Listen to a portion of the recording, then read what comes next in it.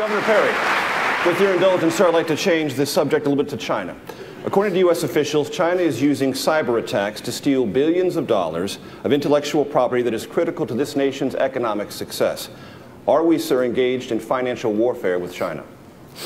Listen, there are some people who have made the statement that the 21st century is going to be the century of China, and that, you know, we've had our time in the sunshine. I don't believe that. I don't believe that at all. As a matter of fact, you think back to the 1980s, and we faced a similar type of a situation with Russia. And Ronald Reagan said that Russia would end up on the ash heap of history, and he was right. Admit, I happen to think that the communist Chinese government will end up on the ash heap of history if they do not change their virtues. It is important for a country to have virtues of honesty. And this whole issue of allowing cybersecurity to go on, we need to use all of our resources. The private sector working along with our government to really standing up the Cyber Command in 2010 was a good start on that. But fighting this cyber war, I would suggest, is one of the great issues that will face the next president of the United States, and we must win it. Governor, thank you. That's time. Governor Romney, I wonder, how would you manage China to avoid a 21st century Cold War? Well, China has an interest in trade. China wants to, as they have 20 million people coming out of the farms and coming into the cities every year, they want to be able to put them to work. They want to have access to global markets. And so we have right now something they need very badly, which is access to our market, and our friends around the world have that same power over China. We need to make sure that we let them understand that in order for them to continue to have free and open access to the thing they want so badly, our markets, they have to play by the rules. They can't hack into our computer systems and steal from our government.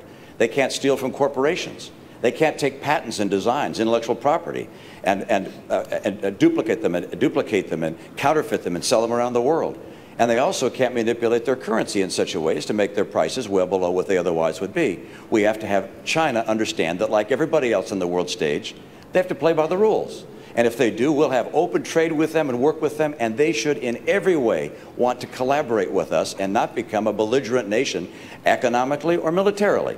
But if you just continue to sit back and let them run over us, the policies of Barack Obama in China have allowed China to continue to expand their entry into our computer systems, their entry, stealing our intellectual property, and of course their military capacity as well. Governor, but I would like to ask you a follow-up on that point. You talk about all the things that China should be doing. How do you affect that as Commander-in-Chief? How do you make China do these things? Well, number one, on day one, is acknowledging something which everyone knows.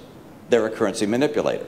And on that basis, we also go before the WTO and bring an action against them as a currency manipulator, and that allows us to apply selectively tariffs where we believe they are stealing our intellectual property, hacking into our computers, or artificially lowering their prices and killing American jobs. We can't just sit back and let China run all over us. People say, well, you'll start a trade war. There's one going on right now, folks. They're stealing our jobs, and we're going to stand up to China. Governor Huntsman, Governor Romney just said we're in the middle of a war we're not even declared or we're not even aware of. And Governor Perry said China will end up on the ash heap of history. You've been in China. You were the ambassador for our nation there under President Obama. What's your reaction? Well, the reality is a little different, as it usually is when you're on the ground. And I've tried to figure this out for 30 years of my career. First of all, I don't think you can take China to the WTO on currency-related issues. Second, I don't know that this country needs a trade war with China. Who does it hurt? Our small businesses in South Carolina, our exporters, our agriculture producers. We don't need that at a time when China is about to embark on a generational transition. So what should we be doing? We should be reaching out to our allies and constituencies within China.